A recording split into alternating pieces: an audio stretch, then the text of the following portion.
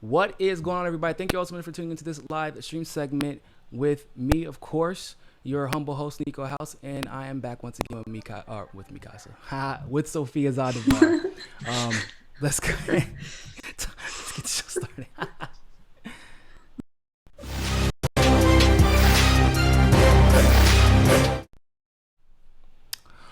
All right, so as most of you all know, the last debate was pretty much a shit show. It was boring.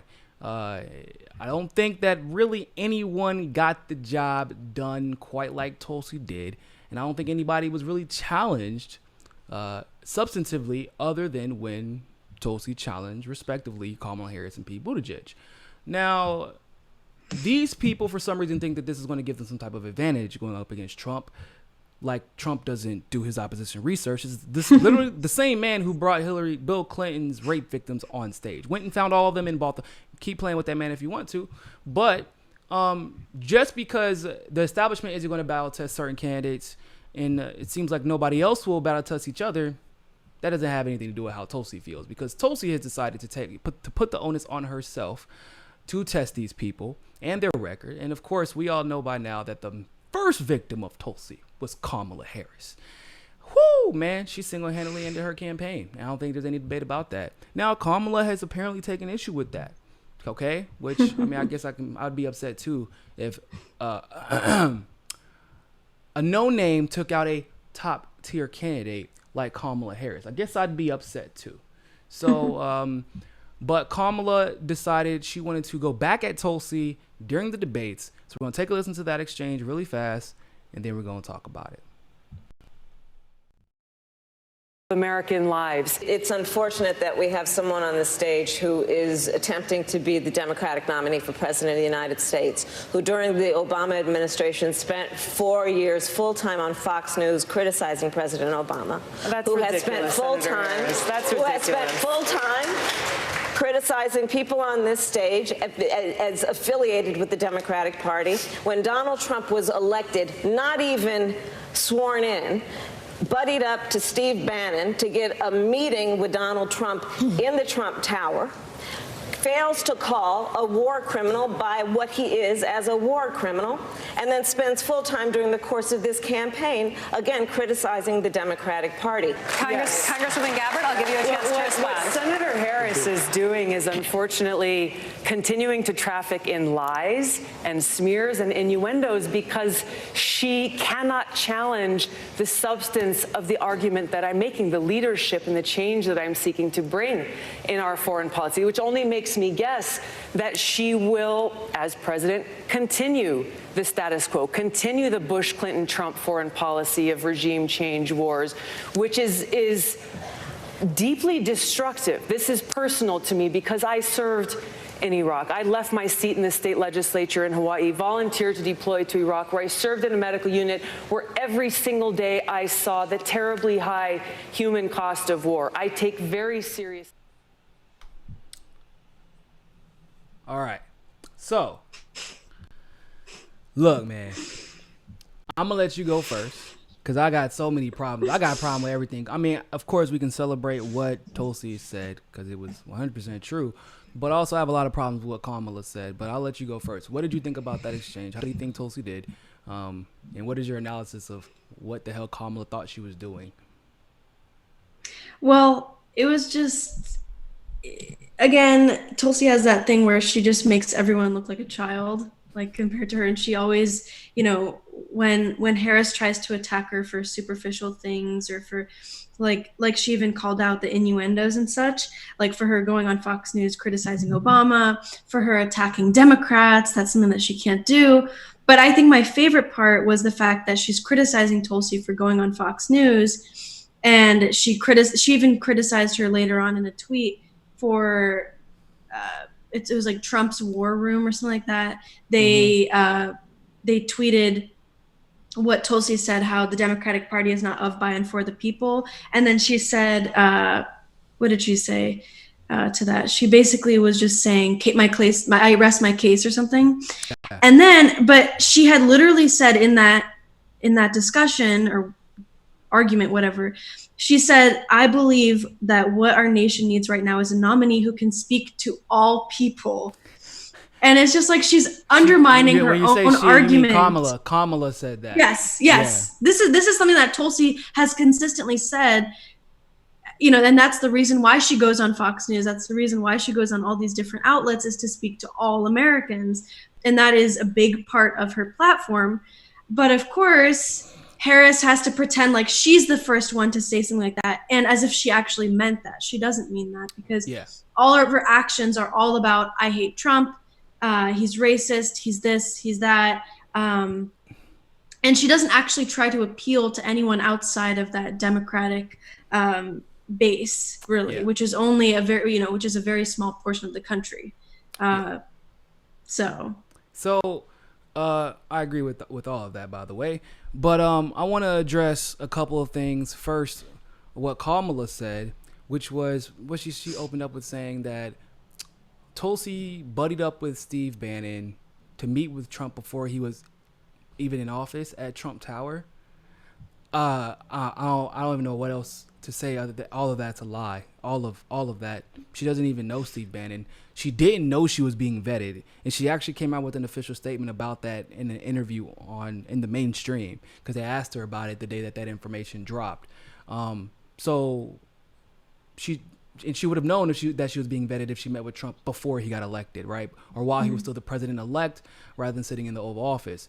Second, and I wish I could have pulled the picture up. Tulsi didn't meet with Trump in Trump Tower. Tulsi met with Trump in the Oval Office as a congresswoman while he was president of the United States of America. And she convinced him while there to pull the CIA out of Syria. I don't know if you all remember that article, but it was a pretty big deal. Now, unfortunately, what took place right after that was a beefing up of the foreign policy elite and the warmongers in his cabinet, Tulsi being subsequently banned from going to the Oval Office.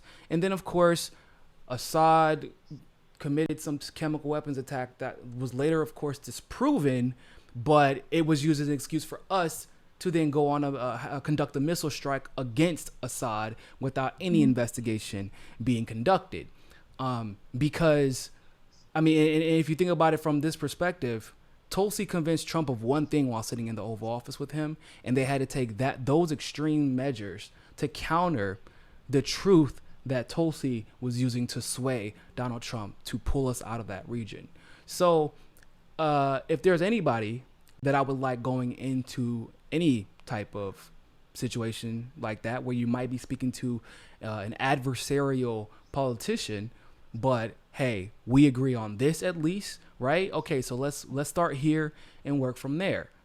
Tulsi was able to do that with Trump. Unfortunately, it didn't work all the way. It didn't work the way I wish it would have. It didn't work out the way I wish it would have. But either way, Kamala can never do something like that. These people are demonstrating more than anything else. If they're commander-in-chief, their only option will be, you will befriend us, you will let us use you, or we will destroy you, and there is no in between. And Kamala reaffirmed that, just like Buttigieg reaffirmed that in their exchange. Furthermore, she spent 4 years going on Fox News to talk about Obama. That's not true. She criticized the famous critiques from Tulsi that everybody likes to talk about were on, like, what, CNN?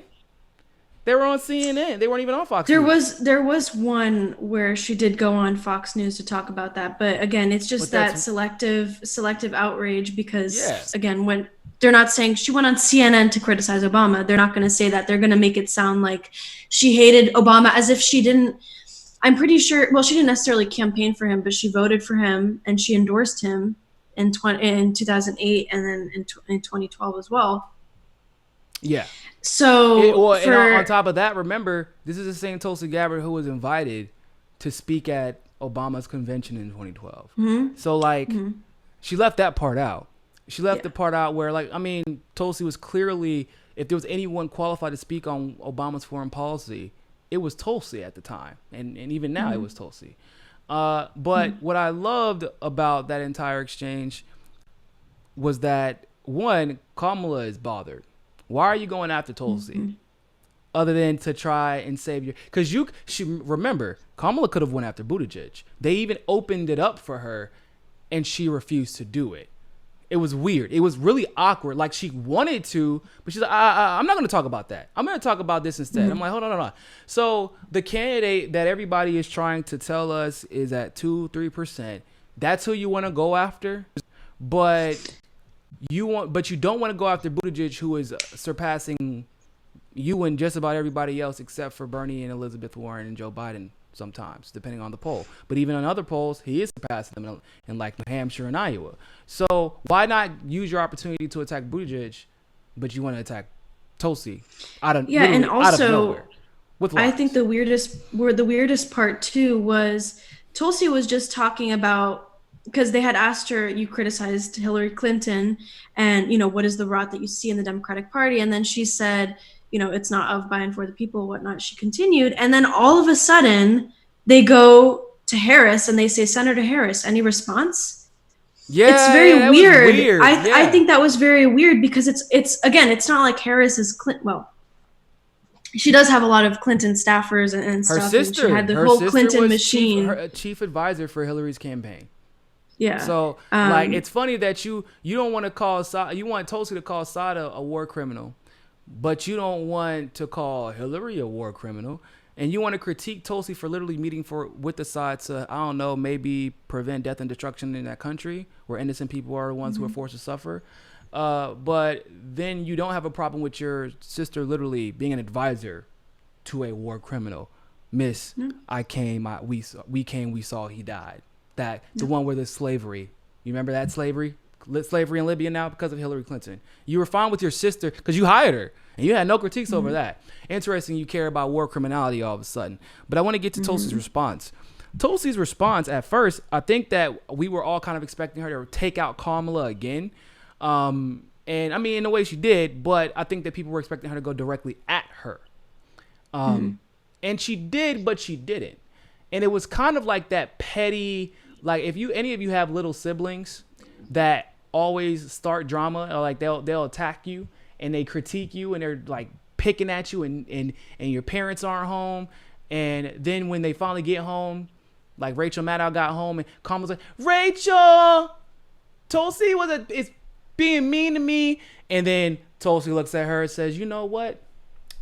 First of all, she's upset because I was trying to share with her, but she didn't like the toy I was trying to share with. And I was trying to encourage her to do the same. And so she's really just upset because I was trying to teach her better manners. Don't just ignore it. Because that's what Tulsi did, basically. She was like, you know what? Kamala's full of it. I'm not even going to dignify any of that with a remark. But I am going to say this. Of course, I'm going to meet with whoever I have to for peace because I'm running for president and that's your job.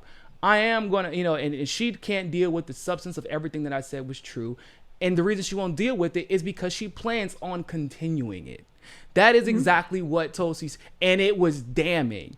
It was damning because when Kamala had the chance to respond to that, well, she responded much like she responded to the original critiques that Tulsi lobbed against her with the mealy mouths, convoluted nothing burger of a word salad. Like, I'm going to run. Justice is on the ballot. What? Okay, hold on. Tulsi just said you're going to continue the same doctrine as the Clintons, the Bushes, and the Obama. And again, the Trump. And that's something that when Kamala tweeted about the Trump's war room tweet about how Tulsi said the Democratic Party is not of, by, and for the people, as if the Republican Party wasn't also not of, by, and for the people.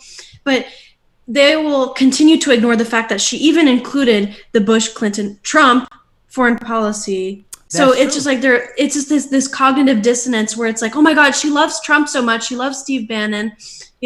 She met with Trump, but then she's also directly criticizing him. Who else was actually criticizing him for his foreign policy? Not in the sense where it's like, he's not hawkish enough. He's wanting to meet with dictators. No one's actually making any substantive critiques of his foreign policy. Tulsi is the only one to do that, yet she's the one who's said to actually be in love with Trump and to actually just I find it support peculiar. His policies. I find it peculiar that the statements they make about Trump, because obviously, as we know, They're like, I don't like when Bernie's, oh, Trump's the most corrupt president in history. I like roll my eyes every time I say it. Luckily, he recovered when he said that because he's like, bro, we can't focus on Trump though. So that's cool, but stop with the hyperbole, bro. I hate when people speak in absolutism when it comes to politics, unless you're talking about Hillary Clinton, because all those absolutisms are probably true. But Trump is not even close to the worst, most corrupt politician in history. Not even our president. Not even close. Nixon was worse. LBJ was worse. Truman was way worse. That man started a Cold War, okay? Like, just threw out an entire treaty to start a Cold War, okay? Bush was worse. Bush's family is the whole reason he was put in power was to continue the doctrine that was established by members of a wartime industry advisory committee that Bush's grandfather sat on the board of. Like, there are way worse people. Like, Trump is a moron who is easily manipulated and easily controlled. With Bush, he knew what he was doing. He and Dick Cheney were leading the way. Clinton was leading the way in the Obama administration. Trump is an idiot who is easily manipulated by the people around him. And that's what Tulsi was alluding to. But when you're calling out Trump, why not call him out on the substance? Like, why would you, I'm not going to sit there and meet with dictators like Trump. Double back. You better be meeting with dictators like Trump is, because you're the president of the United States of America, which is in charge of multiple organizations around the world that affect the lives of the people living in these countries where these quote unquote dictators live. And you're a fucking adult and you need to start acting like it. I mean, that's basically the moral of the story. You're an adult. You can't meet with people that make you uncomfortable because we don't like them and they don't like us. I've met with a lot of people I don't like. I've debated people I don't. Whenever I have, you know what I say? Whenever somebody doesn't like me and I don't like them and they want to have a conversation, hey, okay, fine. Let's get on camera. Let's have a face-to-face and let's hash it out and let's talk about it. And let's see who's right and what we can agree on, what we can't agree on. If we can't agree after, then that's fine. We can go on not liking each other. But we're going to have a conversation to see if we can persuade each other's opinion one way or the other. Because in the real world, in real life, the only alternative to that approach is literally going to war. And that's what Kamala has made clear. That's what Buttigieg has made clear. It's scary to me because Bernie seems to be making that clear with some of his stances as of late. Like, you can't, once again, everybody's a dictator and you're not going to meet with them. So what are you going to do then, Bernie? And it seems to me that's it's weird because that doesn't apply to his relationship. Like, he don't feel that way about Bibi. He don't feel that way about Netanyahu and the Israeli government. You're pro-Israel no matter who's in charge. Like, so why aren't you pro North Korea no matter who's in charge, or pro Syria no matter who's in charge, or, just be pro-human, period. No matter who's in charge, because the people need to be separated from the government, first of all. Second of all, if we want to persuade anybody in power, democratically elected or otherwise, the only way to do so is by meeting with them. Sophia, you got any final words? No, I just think one of probably the most powerful lines of what Tulsi said was when she said, which makes me guess that she will, as president, continue the status quo. I think that was a really powerful line because it really gets at like the crux of this entire discussion, which is that Kamala doesn't agree with Tulsi's positions and Tulsi's positions are against the status quo. And of course, Kamala will continue that, and just in her rhetoric now, it's clear that she's not going to meet with adversaries. She's not going to recognize Assad as the rightful president of Syria. And the list goes on. And she's not going to have that kind of courage to exercise diplomacy. We got a bunch of punk asses on stage. That's what it sounds like every day. Yeah. We got a bunch of scare ass punk ass. Because what's scary about that is if so you hear how these people talk about that. I won't meet with them just because we don't like them because they're bad. And that means as president, and think about this, if you've ever been in a leadership position, especially in the military, you know how detrimental this could be. I'm never going to meet with these people because we don't like them or we should fear them if I'm president, which means every decision that they are making as president isn't based off of an objective analysis of what would be best to do at the time. Some people would call it game theory. But instead is every decision they make as president or will make as president will be based in fear. It will be based in fear. Fear. Do you understand the decisions that are made when presidents are basing every decision they make off of the fear of other? We go kill other. That's what happens next. It's historic. It's not a debate. This is what happens. So if you think that, for example, Pete Buttigieg saying, "Well, I fear Assad, but I won't send troops to Syria or anywhere else unless I feel it's absolutely necessary." They'll say, "I fear Assad. Fear, fear, fear. We're scared of them. They other. We got to go kill other." That's what happens. Go ahead, Sofia. I mean, yeah, I would say that it's not that he fears Assad, but it's he fears the retaliation that would come about after him meeting Assad, because at the end of the day, these people don't actually care. They're not concerned, humanitarian wise. I think some about the leaders of other countries. I don't know. I don't think so. I think Buttigieg, they're I very. would agree with that. Bernie, I don't agree with that. I think Bernie. Well, yeah, Bernie is too focused on. I think is an idiot, and I think she legitimately has a fear of Assad too. But there are certain candidates like Biden. I don't think that he fears Assad. I think he's full of shit. But there are some candidates, like I said, there are tiers of stupidity in the Democratic Party, and some are higher on the tier of stupidity than others. And so, but if you're looking at a Warren, a Kamala, or even a Bernie in this specific instance, the issue is always going to arise that there's somebody that they don't like. It's how life works. You deal with this in your daily lives. Now, how are you going to act? If you're president and if you're a leader, you have to meet with your adversaries in order to bring peace. Especially if you're claiming it's about humanitarian aid. Because last time we went to go destroy somebody over humanitarian reasons, it was Gaddafi and their slavery there, and all of a sudden nobody's concerned about the humanitarian issues in Libya because there's no leader to demonize. What a coinky dink. So RIP to Kamala. You tried to resurrect your campaign and then you got Walking Deaded. Okay, you came back to life just to be put back into the ground by Tulsi. You dug your own hole and Tulsi throw you right back in it. Look, y'all, keep telling y'all, stay away from that woman. You see she wasn't feeling well. You see the smiles Tulsi had on her face when Kamala said that shit. Tulsi was like, she was like, "That's ridiculous," and she was just shaking her head. She was like, "Oh, you gonna bring me into the debate early? Okay, all right, shit. I thought I was gonna have to wait for Buttigieg to say some dumb shit, but I'm good. You really want to have this?" It was weird. It's like, why would you walk into like a house that is already on fire that you just walked out of? You were finally kind of free and clear for the most part. Nobody was bringing up your name in reference to Tulsi anymore. And then you put yourself in a situation where Tulsi gets to destroy you again. And yeah, the media will spin it. They will spin it. And like the mainstream media spun it after Tulsi went at her the first time. Did it save your campaign? I don't think so. So they can spin it however they want to, but you're done. And all you do, you forget, you idiot.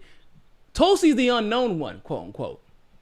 If you bring her up, there's nothing for you to gain. You're going after somebody who most of your audience either already doesn't like or doesn't know exists, and they went and switched to you just because you attack her. But you bring up Tulsi's name, people are going to look into the critiques that you said. They're going to figure out if she actually did what you said she did. They're going to figure out you're a liar. They're going to look more into Tulsi again, and we're going to be back to square one where Tulsi gets more support. Which makes me wonder, like, why did the moderators choose Kamala after they knew her poor reaction to when Tulsi destroyed her last time? Like, I don't really know why they would do that. Yeah. Are they very arrogant where they think that, she did a good job last time, that's why she's totally tanking in the polls?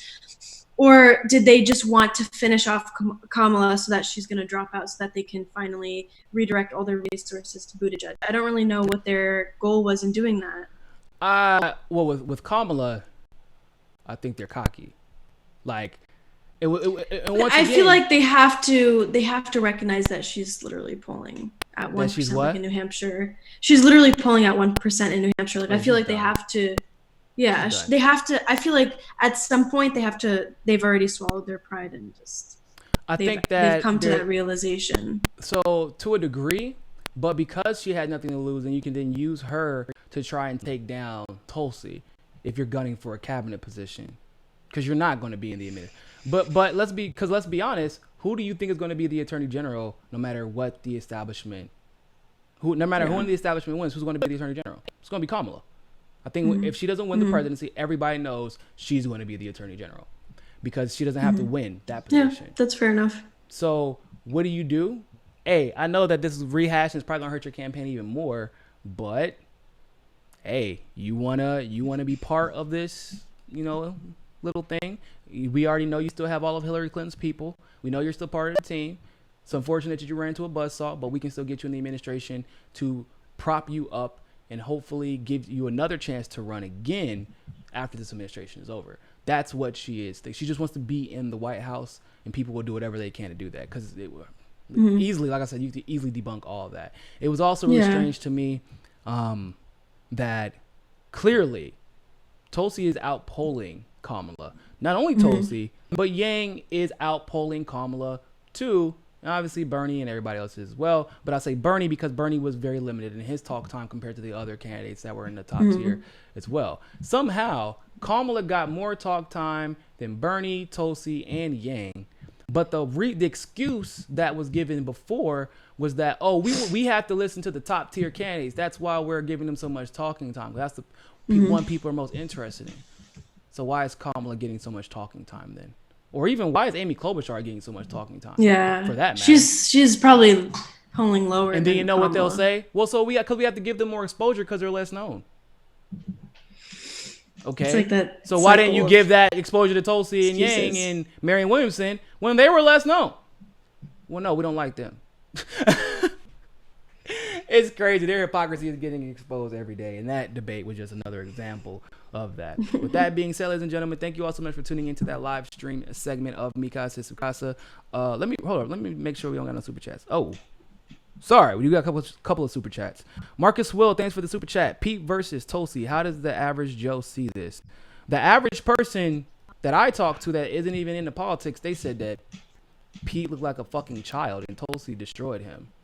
I think there are people trying to read into maybe, like the Democrats, like the neoliberals don't believe that, but the neoliberals also don't think that Tulsi got the best of Kamala, like in the time she did it. And they still don't think that she did this time either. Yeah, the neoliberals are still saying that Kamala's campaign is sinking because racism and sexism.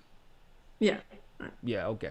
But the average person saw, like if you're above 50, especially, the way Pete Buttigieg reacted to that exchange was very emblematic of how children react when they get called out and they don't want to actually hold themselves accountable for what was being said. Like it was gaslighting to the 1000th degree and then some. Like it was really, really bad. And so and I think that that older people with a little bit more life experience see that and they are peeping his demeanor like, bro, okay, this is the second time that you've done this, where you can tell this man has a temper and he is trying to keep it in, but he has something in him that is very, very angry. And you don't ever get to see it until Tulsi calls him out. Yeah. Because he knows that the only one who could penetrate his impregnable armor, because the establishment put it around him, is Tulsi. So he's at every the New York Times even talked about it before the debate. Democrats should be scared of Tulsi Gabbard. You damn right. Because not only is she going to attack you, or I don't want to say attack you, but critique you and hold you accountable if she gets the opportunity. Yeah, I think that's the difference between Tulsi and the other candidates. Like she's not preparing, before the debates and being like, okay, who am I going to attack? It's more so who am I going to rightfully critique so that the public is more aware of their positions. Exactly. What they're like, how they'll handle my criticism. It ain't going to be no pettiness. It ain't going to be your plan isn't that good to fundraise Medicare for all. No, it ain't going to be that. It's going to be your record, bro. Because that's what Trump's going to bring up, first of all. That's what we're going to bring up. Second of all. And that's what the people should be judging you off of. Not what people are saying you're going to do, but what you have already shown the propensity to do. And that's what Tulsi does better than anybody else on that stage because, as we've seen with her Bolivia comment, she does her research, she studies, and she applies over and over and over again. And that's what Pete is scared of. And it's not just Pete. It's everybody. Everybody on that stage is scared to death that they may one day have to run in to the Hawaiian buzzsaw. Like I said, surf's up, bitches, because it ain't done. She's about to qualify for the December debates. So she's going to be there too. And hopefully she will be feeling much, much better. And Kamala, you want that smoke again, you can get, Walking Dead yourself up out of that grave and get put back in it. Whatever. It's cool. Now with Buttigieg, Sparky, thanks for the super chat. Buttigieg signaled his sellout to the Mill Indy comp. I don't know what that Military complex? Oh, Military industrial complex. I thought you were talking about Indiana or something. Sparky, Warren's failing. They're trying to rehab Kamala. Yes. Warren's failing. They're trying to rehab Kamala, and they also know that Pete Buttigieg can't win the election with 0% of the black vote. That's basically what he's going to get. And the last thing that you said, Sparky, thanks for the super chat again. Establishment doesn't trust Tulsi, Yang, or Bernie. Yeah, that's true. Yang pissed me off a lot during that debate, but the establishment still doesn't trust him. He pissed me off a lot. We talked about that the other day. And I'm going to talk about that in a separate segment as well. So thank you all so much for tuning into that live stream segment of Mikasa to Casa. Greatly appreciate it. Make sure that you subscribe to us on Rokfin. Click on the link in the description below for both Sofia and myself. You can also become a patron on Patreon to get our full-length, uncensored live streams. Obviously, the link to my Patreon description, but you can also subscribe to Sofia's YouTube, and then she has her Patreon up there as well. With all that being said, ladies and gentlemen, always remember, more than anything else, find your balance. Peace.